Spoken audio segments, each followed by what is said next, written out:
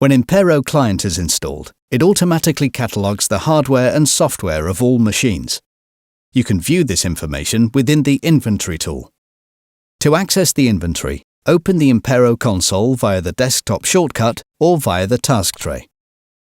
Select the machines that you want to analyze, then go to the Admin tab and click on Inventory. This will open the Inventory window. By default, this window will open onto the Summary tab. Expanding on a machine will show a summary of system information, including the device's serial number, the system type, and the operating system.